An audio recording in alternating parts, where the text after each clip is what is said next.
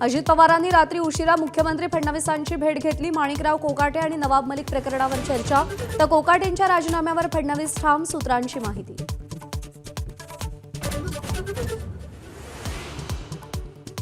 शासकीय सदनिका गैरव्यवहार प्रकरण माणिकराव कोकाटेंना भोवलं। दोषी ठरलेल्या कोकाटेंची सगळी खाती काढून मुख्यमंत्र्यांकडून अजित पवारांकडे वर्ग। हायकोर्टाच्या निर्णयानंतर मंत्रिपदाचा फैसला।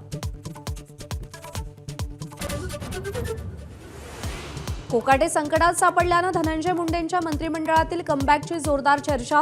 दिल्लीत अमित शहांसोबत खलबतं, तर मतदारसंघातील कामांसंदर्भात भेट घेतल्याचं मुंडेंचं स्पष्टीकरण।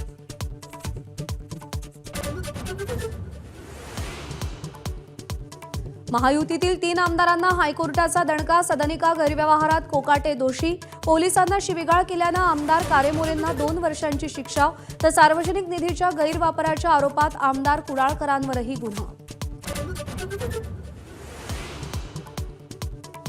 खासदार संजय राऊत आज शरद पवारांची भेट घेण्याची शक्यता। मुंबई महापालिकेत आघाडी संदर्भात चर्चा करणार।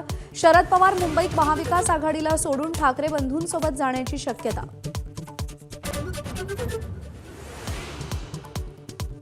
मुंबईसह पुणे, ठाणे आणि कल्याण डोंबिवलीत ठाकरे बंधूंची युती जवळपास निश्चित। औपचारिक घोषणेकडे लक्ष। येत्या 4 ते 5 दिवसात युतीवर शिक्कामोर्तब होण्याची चिन्ह।